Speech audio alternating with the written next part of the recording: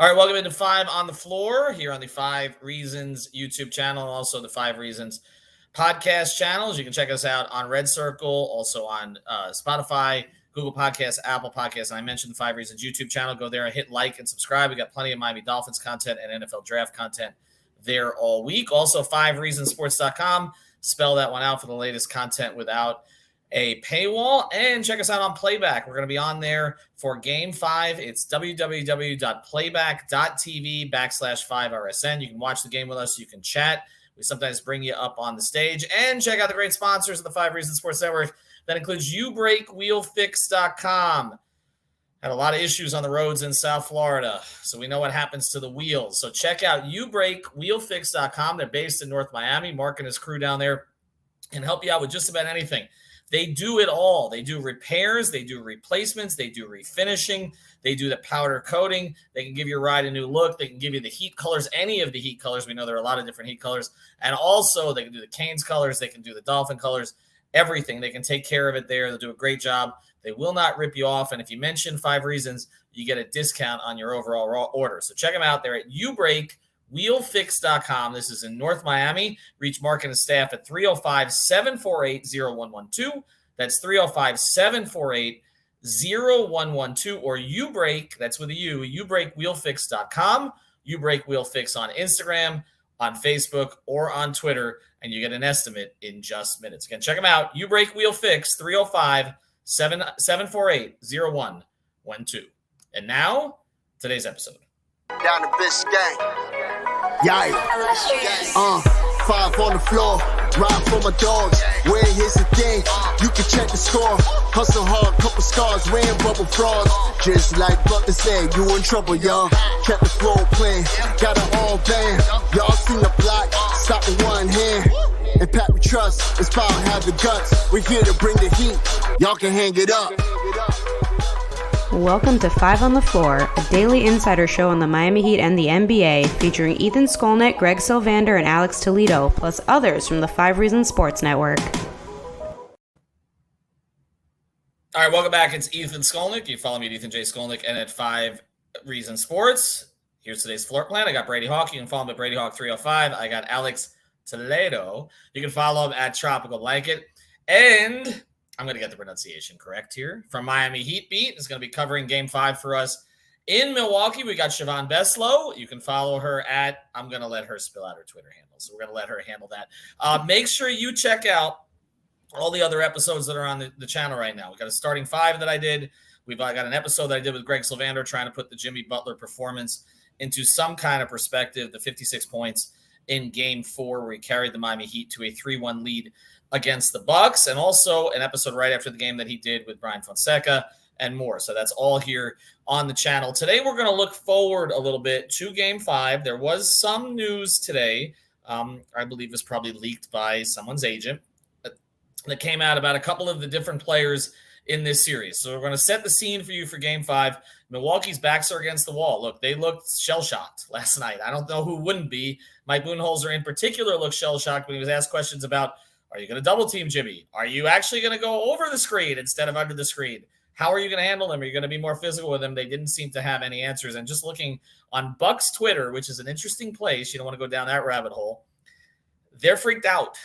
They're freaked out. They're freaked out by Jimmy, and they're freaked out by their own coach, and they're freaked out about how healthy Giannis is or isn't, and they're freaked out about why Chris Middleton getting outplayed by Caleb Martin. They're just freaked out right now. And so Miami Heat want to finish this thing, and we've talked a lot about this. The Heat are not great front runners. Jimmy, Spo, they like to be kind of in the position they've been in earlier in this series. And now with a 3-1 lead, they're almost expected to win this thing.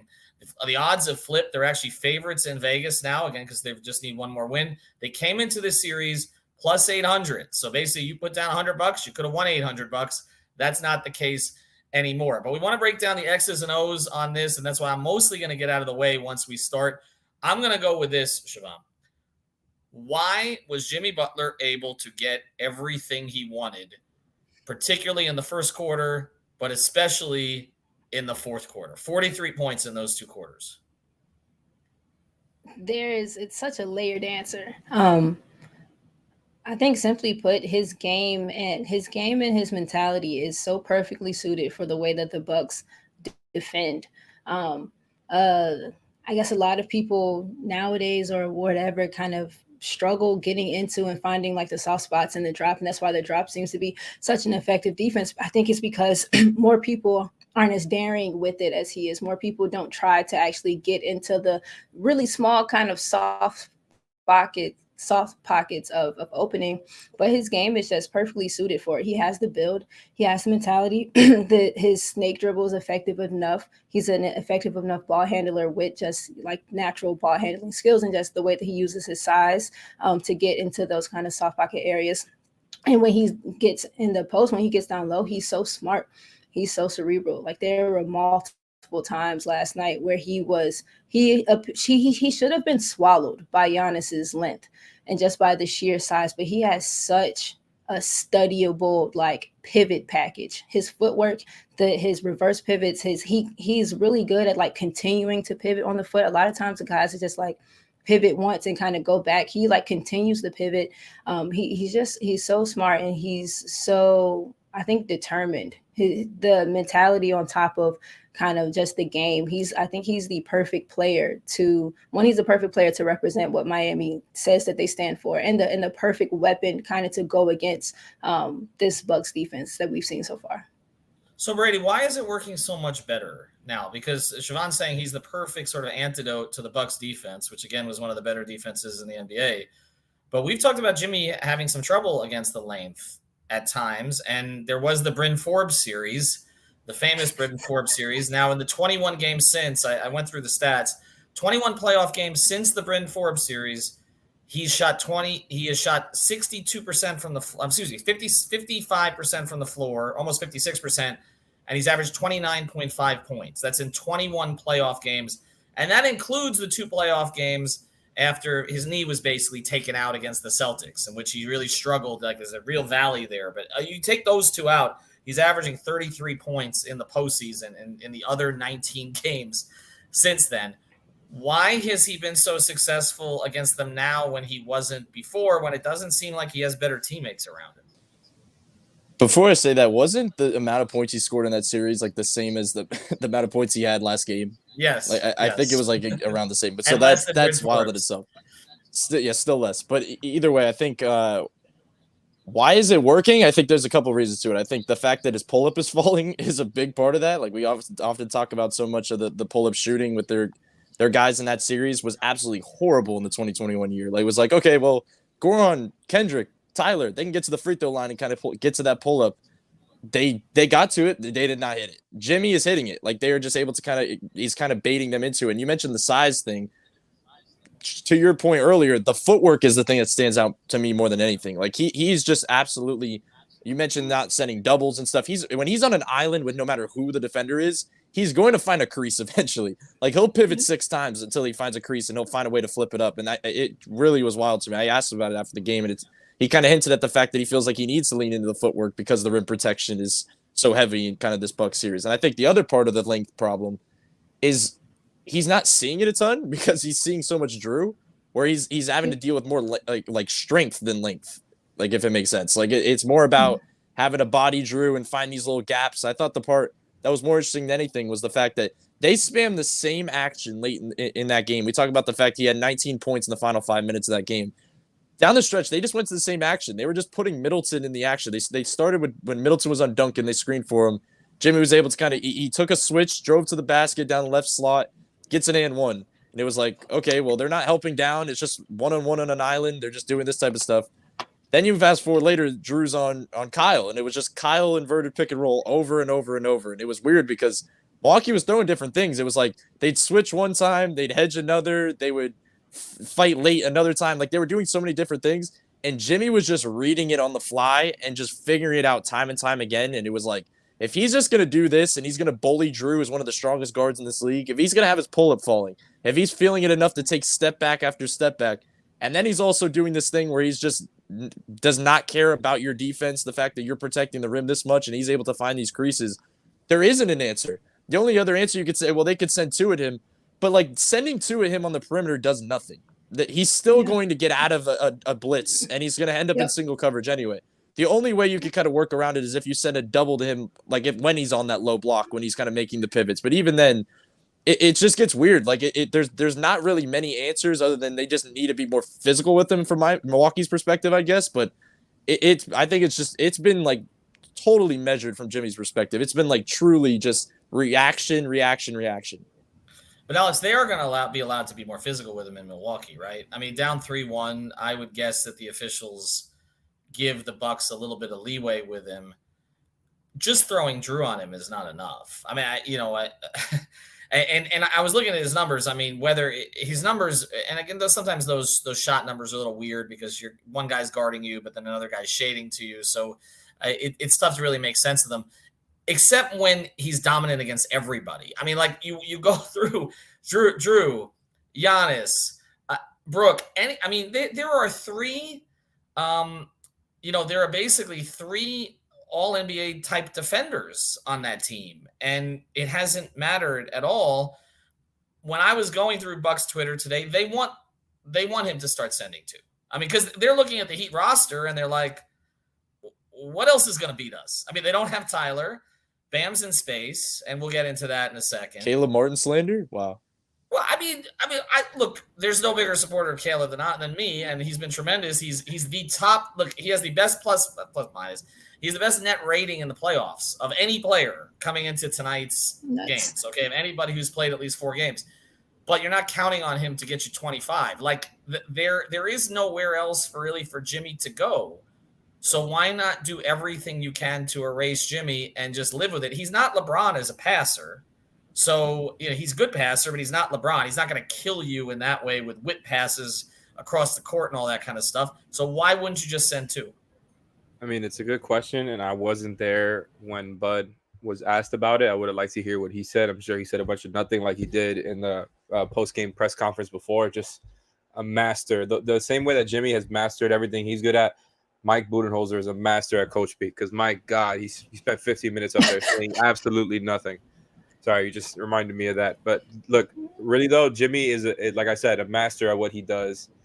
He's gotten so much better even since when he came here. He gotten obviously a lot better since he first came into the league, was a role player who nobody thought was going to turn out like this. And you guys spoke about it on Hangover Time as far as like, the role that he had to play when he first came into the league, where he had to be very careful of the shots he took.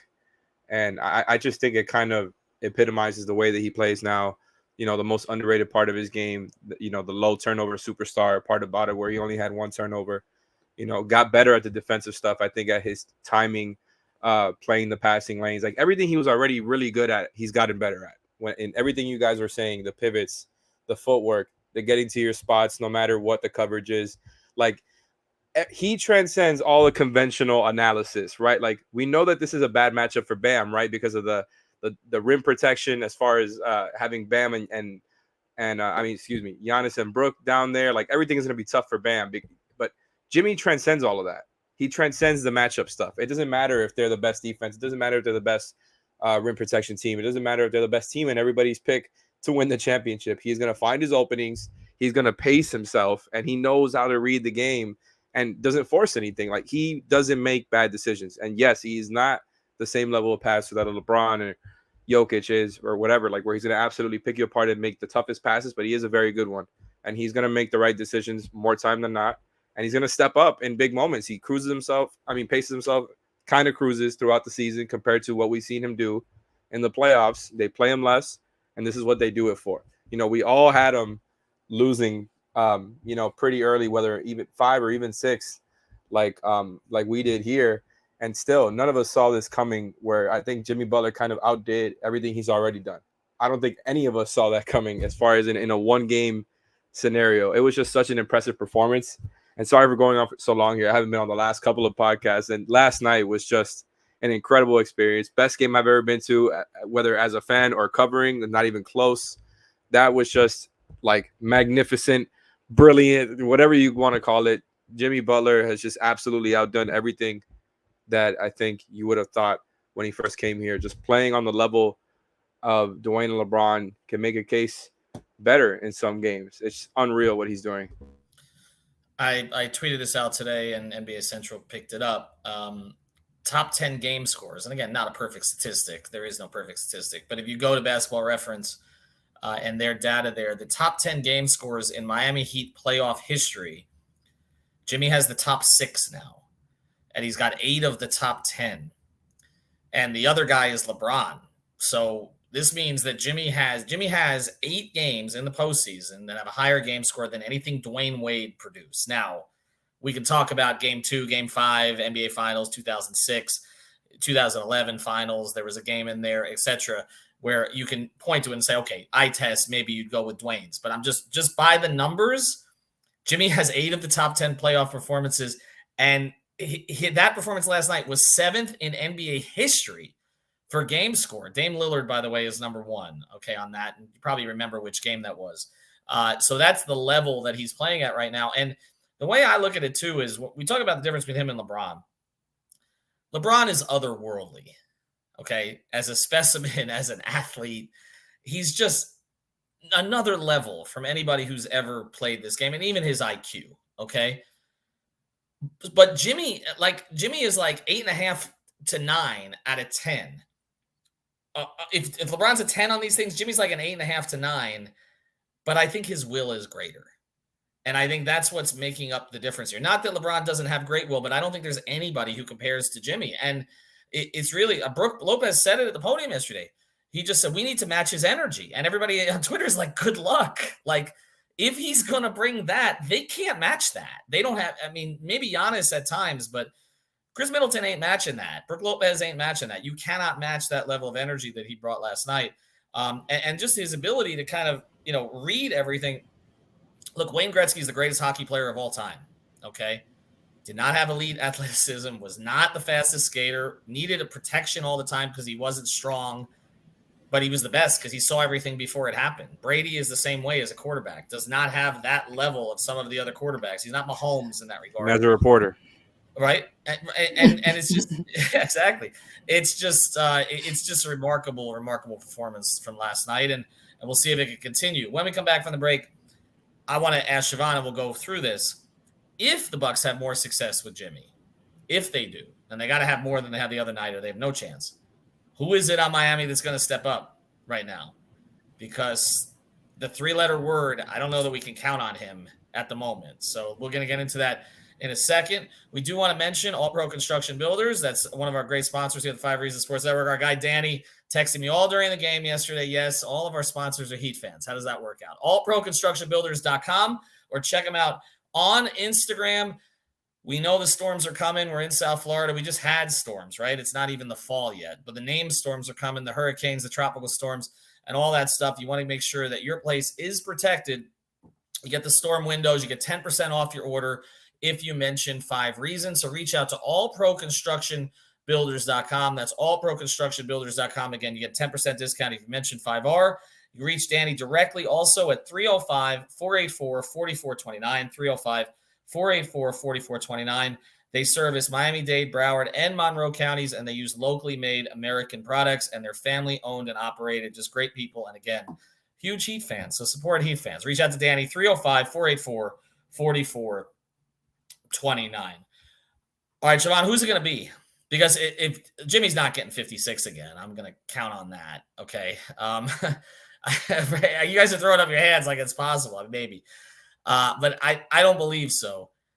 So who's next on the pecking order for Miami right now? Because Greg reported that Bam's dealing with some things right now. Right after he reported it, not that it was taken from the same place, Shams reported it. And then Shams also reported that Giannis had IV fluids after the game last night to sort of explain why he didn't speak to the media. Bam and Giannis are represented by the same agent. So you can kind of put the pieces together that the word was getting out about both guys to explain various things, maybe to The Athletic, and get it out on that megaphone today. Can Bam be counted on right now to be the second option, or does it have to be somebody else? I think that doing the bulk of the lifting, it might have to be someone else, and that someone is the collective of the everyone else. I'll touch on Bam in a second, but I do think it has to be everyone else for the simple fact that Miami is not and has not been a team, I guess, suited other than when Jimmy does it. And Bam had a really dominant stretch. He's had a good season. He had a really dominant stretch. I think it was last season where we first started to see like all of the everything kind of come together for him. I think what makes Miami overwhelming when they are is that you get the contributions that you expected you to get from the others, like from all of the role players. I think when their shooters are firing, that opens things up, right? And talking about the Jimmy stuff, I want to give a nod to what Kevin Love has done for him. Just being the size and the Jimmy Kevin Love 2-man pick and pop. They don't even move at like with any speed. They just get to the spots and then relocate to their next spot. And one of the two of them finds themselves consistently like halfway, all like wide open. But that's the luxury in having someone in that frame who can space. I personally want to see some more dunking screening for Jimmy because I think you would end up with similar results. But I think it has to be the collective. You were talking, Alex, about or no, Brady, you were talking about like where is it most effective to go at to try to double Jimmy. And you're right, like doing it on the perimeter is not going to do anything. He's going to find himself loose. But if you do it, it probably has to be in that mid post, that like low block kind of short corner area. But what I then think you run into is, Jimmy wants to be efficient and he has to be efficient kind of as the lead guy. But when it comes to like the rest of them, for me personally, at least, some of the efficiency kind of goes out of the window a little bit, or like the need to have to be. Jimmy is so good at empowering the rest of them to take shots, to like, if you are open, take this shot. I don't care that you were missing it. You are hurting us by not taking it. And so I think that you see a lot of that. And with this sense of like, oh hell, I'm damned if I don't take it. Maybe a little less than if I do take it and miss. I think you see the shooters shoot better. They have spaces for some cutting. Like Caleb is one of their better cutters, like better slashers. Max, when he's on it, he can give you like some good cuts and some good kind of movement on the interior. So I think it has to be the collective of them. I like some of what they're running for Gabe. Gabe's my guy. I'm not here to bring any Gabe homerism, but they're running like a lot of stacks. They're getting Gabe really good depth on some of his tracks. He's just not shooting it well. They could probably do some of that for Kyle, but I want Gabe to feel empowered to continue to kind of probe and just make good decisions when he's down there. So I think it has to be the collective. And then once they are going, then I think that there unlocks the space or the room or the whatever for Bam to kind of get it together and come along. We've seen him do a lot of his work in the second halves. Ideally, you want that to come earlier in the game. But I think if the rest of them get going, he has no choice. 13 has no choice but to find himself ways to be effective offensively. The defense is going to be what it is. He has some discipline stuff for me that I want to see him clean up defensively. But on the gross level, his defense is going to be what it is. I think the group has to come along, and then Bam has to find himself impactful, and not necessarily like I'm trying not to go too long. A lot of the talk is kind of how do the guards do or don't get him involved. He has to get himself involved sometimes too, like the way that he moves in the low block. He's too vertical, like he stands too tall. He doesn't get a good enough base.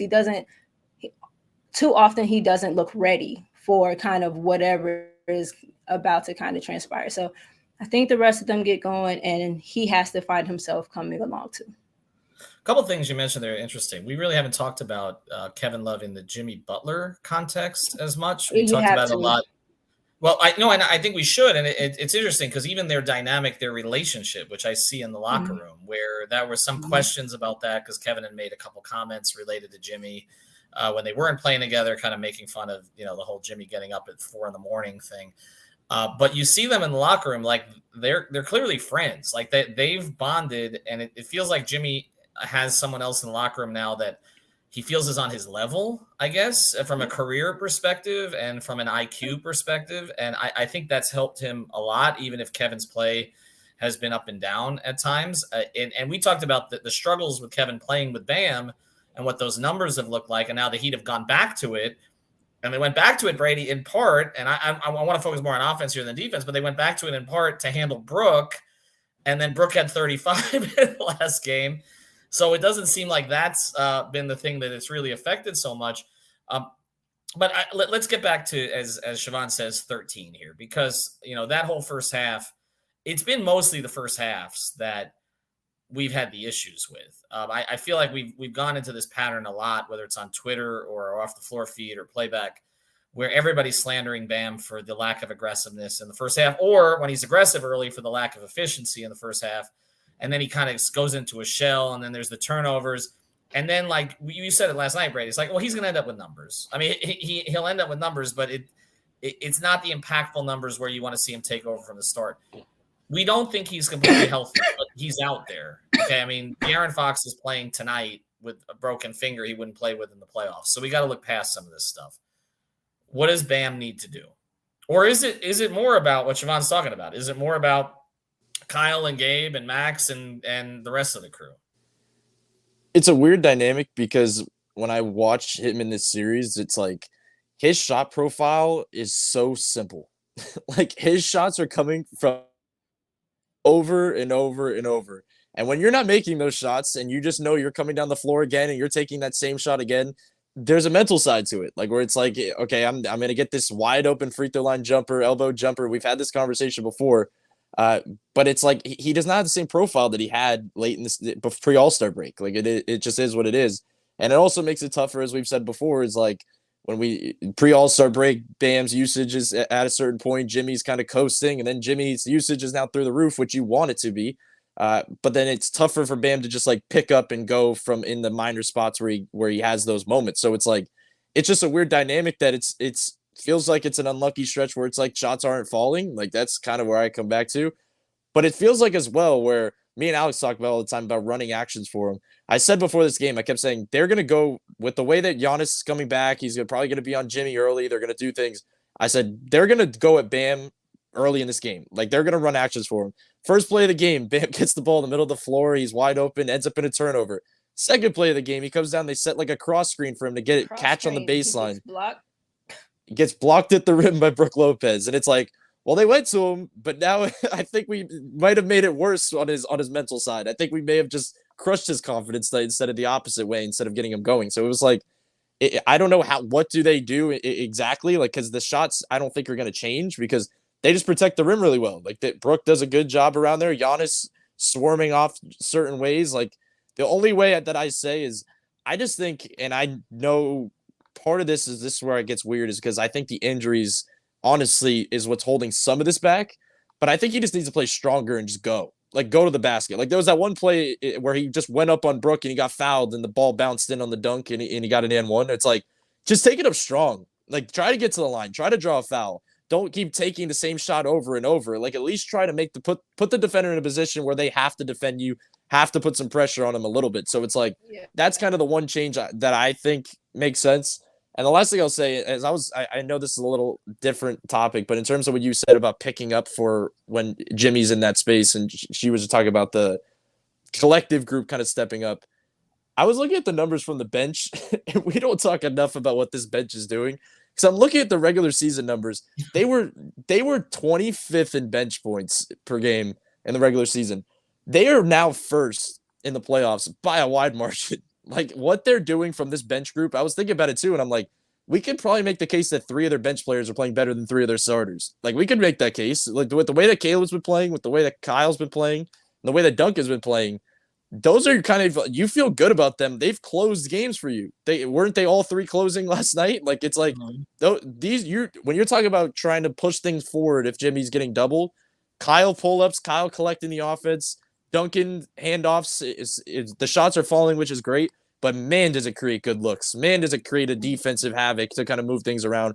And Caleb's movement in the half court has been just amazing. We could continue to talk about the highlight plays where he's moving in transition and doing this stuff or hitting a big shot and doing the coldest role player celebration of all time.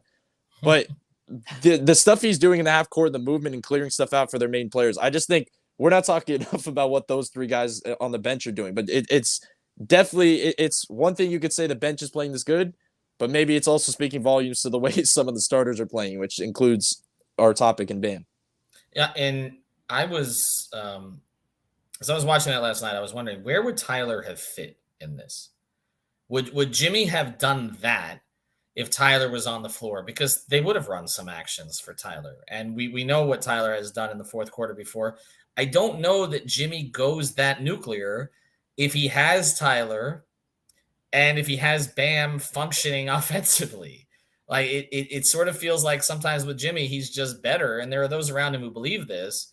He's better when he's playing with the third stringers in Minnesota practice. Like this is where he just knows there's no other choice. It's on him, and he's just going to go. But he did find enough trust with enough. Caleb, for sure. There's no question. There's trust level there. There's trust level with Love.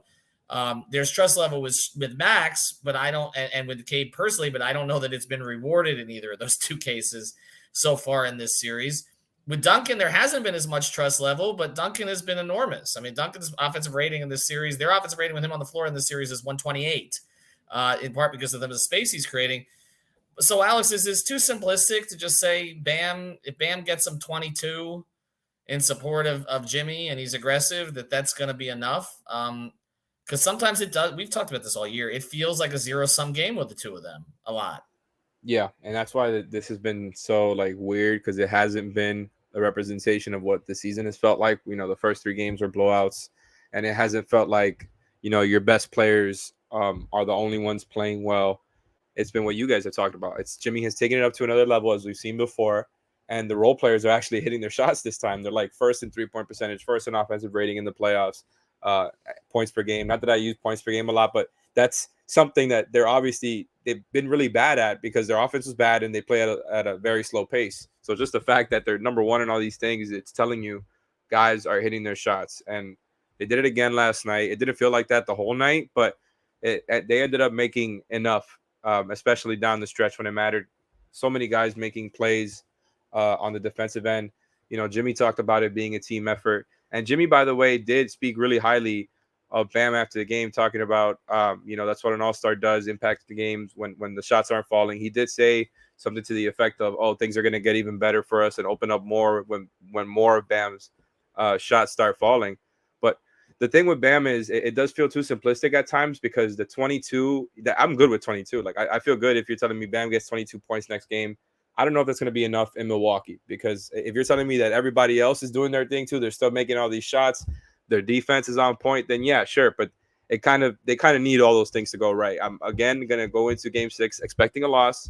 Jimmy, that's kind of how I felt going into last game, but Jimmy kind of transcends all that. Like I said before, I just think with Bam, you guys went into it very well there. This team just protects the rim so well, and I think he's having a hard time balancing, being the hub, trying to get the other guys going, and we're going right back into the same conversations we've had before, where even though he had that step of growth this year, he's regressing. And he literally used that word last night post-game. I brought up the quote here. It's not the full quote, but he did say it's one of those things where shots aren't falling and you revert back to what got you to this point. And I think that's exactly what happens with Bam, because he hasn't gotten to that level of mastery Jimmy's at. I mean, he's 2 or 3 notches below. You know what I mean? He's nowhere near. And you guys know I'm a huge Bam believer, Bam supporter, however you want to label it. It's just a difference in years of polishing your game. And obviously, like we said before, Bam has never been a big time scoring option for his teams. I think as he came up in his career, he's still kind of new to this. And like Siobhan said, he's got to make himself more available, and he's got to find himself in better spots. And I do completely agree with Brady. Like we said before, they got to find something easier for him, because he's not going to get it at the rim as a lob threat.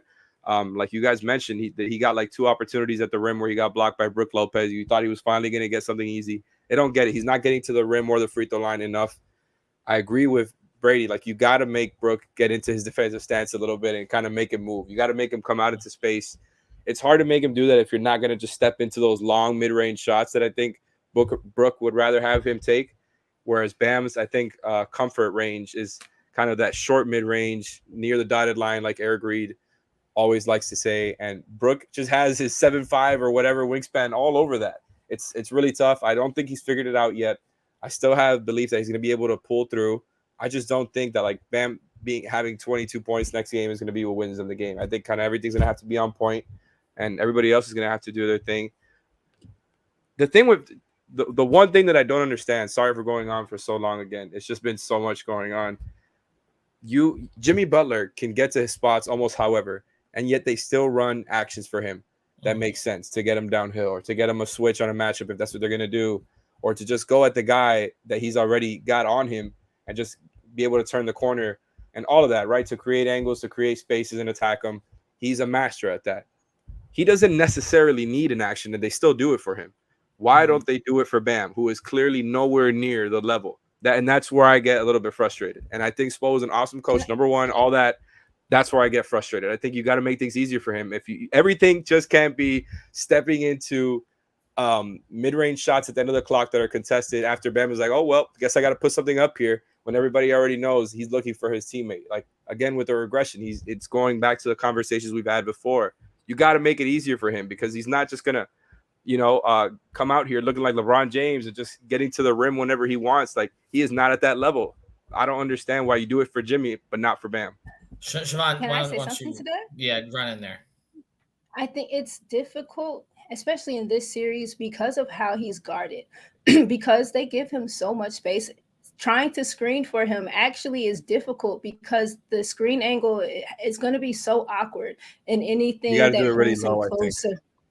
But you can't. But then if you do it really low, that opens up the top of the key shots that he already has open. Like the stuff that they try, like the cross screens that they try to run for him, it happens in such close quarters because he has to then come closer to the defender to then come off of it.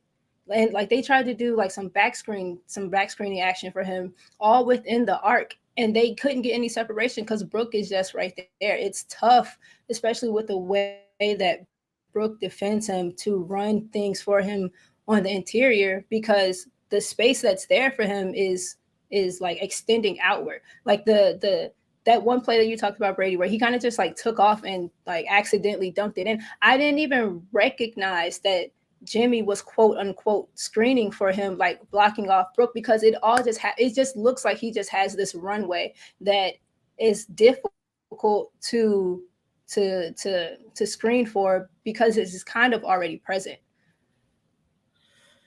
Brady, your thought, you break the tie on this. If they're screening to get him the same kind of shots that they're open, right? Anyway, for him. See, I have a different theory on this. I just think downhill, man. I just think he's in his head. He got to take the downhill. The downhill is there for him to go. Well, but right into 2 7-footers. when he's talking after the game about regression, I mean, it means he's reading everything. He's seeing everything. We know the way that this stuff affects him. I mean, we know Tyler reads everything too, but it kind of fuels him. With Bam, he kind of goes the other direction. They both see everything. So how would you make him feel more comfortable? I mean, is it about what Alex is saying? You just run more actions for him, that are specific for him to get him going? Or again, is that kind of a lost cause and beating a dead horse at this point? The only way he's going to be more comfortable is if he makes shots. Like that is the only way mentally that he is going to just flip it and get into that comfortable mode again. Like that is literally the only way. Get him in rhythm early. And that's what they tried to do. Like that was my point in game 4, which I wanted them to do, but they tried and it didn't work.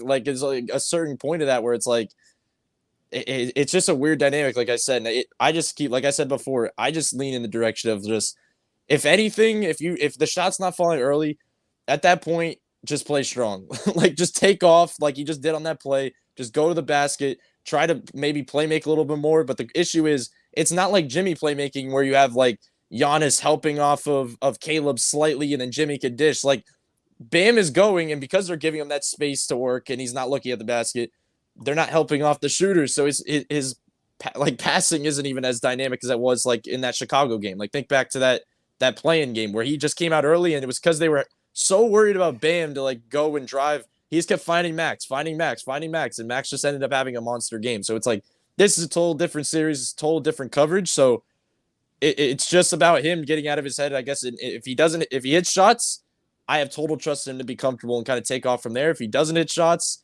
it really comes down to him just going straight to the basket and just trying to play strong. Hopefully he gets a couple to go because there's just not many other options at this point. But I will finish with this because the other point that you made, Ethan, you said something before about like, what do you like? This whole conversation started with the fact that like, if you throw a double at Jimmy, who has to step up? Yeah. Honestly, forgetting schematics, my guy that I'm going to next is Jimmy in a double. Like, if we're talking about going down the line here, I am betting on Jimmy Butler to take on the double and find his way to be efficient in that range. Than just handing the keys to the next guy. Like, that is my answer. Damn. It's not a bad answer. It's probably the answer. It's probably the answer, honestly, that the Bucks don't want to hear. The Bucks, I probably would prefer ball gets out of Jimmy's hands and somebody else has to actually create something, as opposed to just having Jimmy bulldoze people or play the angles to get his shots off. I don't think they want to deal with Jimmy in that regard anymore. I've never seen guys after a game like that. Again, when you have a 2-time MVP on your roster that look just so overwhelmed and bamboozled by a guy who's on the other side. They just look complete. They just don't know what to do with this guy. Like, that's kind of where we're all at. Like, he's not LeBron. So why is he playing like LeBron? Like, they don't know what to do with him. All right, we're going to make predictions for this game. I got a feeling what Alex is going to be based on what he said earlier. We do want to mention where you can make predictions for player props. You can do that at Prize Picks. Use code 5 FIVE. Get that initial deposit matched up to $100. You can download it from the Google Play Store, the Apple App Store, or again, prizepicks.com. If you use the code 5, you get it matched up to 100, and that's right away money. This is not rollover money. This is not coming in from Costa Rica or something.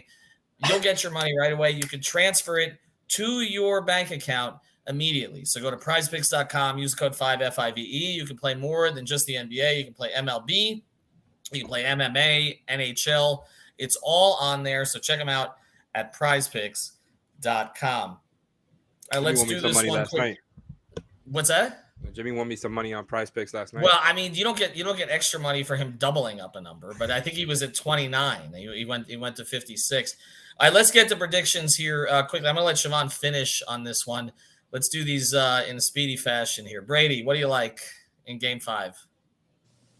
Well, to be fair, and I talk about this at every game. Every time I walk in the arena and talk to people and say that I have a bad feeling about a game, they go out and win and something crazy happens. If I walk in and say I have a good feeling, they lose to the Hawks. So that just leave that there for itself. But this is a weird thing because 3-1 is not safe. And the reason I say that is when you think about it in the context of like, okay, let's say in the context of like everybody's saying Game 5 is Milwaukee's going to come out there and punch them in the mouth and take over. Game 6 feels like a Game 7 all of a sudden, because now if you lose that Game 6 at home, full momentum back into a Game 7 for the 1 seed. So, like, this can slip away very quickly. And to that point, I think Jimmy Butler takes care of business tomorrow. That is kind of where I land right now. And I know it's going to be surprising because I think everybody feels it's going the opposite way. I think Jimmy knows that it could get a little dicey late in the series. And I think they come out, they're like you said, they were a little in shock from that Game 4. Jimmy's going to punch them in the mouth early, like he's been in every first quarter. I think Miami ends up sneaking one out and they win in 5. All right. See, I don't feel that way, so that's probably going to make fans feel better. I think this series comes back to Miami. Again, I understand the way the Bucks looked last night. I was in that room. But at the same time, this is a team that's won a title. They've got their core 4 guys won a championship together. I don't think they're going to lay down at home. We saw them shoot the lights out the last time that they were at home. And I've seen Miami go into these spots as a front runner. This is a different position for the Heat than they have been in of late. Last year, they were the 1 seed, even though nobody respected them. Even in the bubble, they were a 5 seed, but we felt they were a little bit better than that. This time, and again, they sort of punted the last game of the year. They would have been a 4 seed. Okay, that's the level that they played out most of the year. They deserve to be an 8 seed the way they were playing at the end of the season. That loss at home to Atlanta, they are perfectly capable of a clunker. And especially now that they don't have Tyler, they don't have Depot, they're really shorthanded. If they get a bad shooting night, they could get bullied out of the building. I don't think they're going to win this game. I think it's going to come back to Miami. I still give them a good shot to win this series because I'm not betting against Jimmy 3 times, but I don't know that I'm betting against the Bucks on their home floor, especially when they just got embarrassed. Alex. Yeah, and that's the thing, right? Like with the conventional stuff, my conventional wisdom tells me there's no way they win Game 5 in Milwaukee. It's too good to be true. And that's literally what I was saying before this last game to everybody who I spoke to. It's like, there's no way they're going to go up 3-1 tonight. It's too good to be true. That's what I kept saying. And I'm right back here. But that's why I'm like, I still think it's going to be Heat in 6. That's my prediction. I think they're going to win in Miami. And even that kind of scares me because of the way that they ended at home last year. I mentioned every time, losing 3 straight in the conference finals at home. But I think Jimmy has just made me like just such a believer out of me. And like I could absolutely see what Brady's talking about happening. Like he is a killer. He's going to punch them in the mouth. It's more my worry about everybody else on the road and in a game, in an elimination game for Milwaukee with even more pressure than they had in last night's game. I think they're going to try to punch back, but they did seem kind of shook post-game. I think it's hard to recover after getting beat down like that, but I expect the Bucks to win, and I expect the Heat to close them out in 6. Jimmy might just – I don't know. Jimmy might just change all of that, though. You're muted. Siobhan and I muted myself. That should happen more often. You can check out Siobhan's work on Miami Heat Beat and also obviously on Hangover Time, but also she's going to be covering the game for us in Milwaukee Game 5. So follow all of her coverage and we'll promote it all on the 5 Reasons Sports feed. What are you going to be covering? I will be covering I think it's a Miami win. I had Miami in 6 before the start of the series. And like you can ask Eternal, you can ask Tiffany Meeks. Like I had Miami in 6 before the series began. Guts.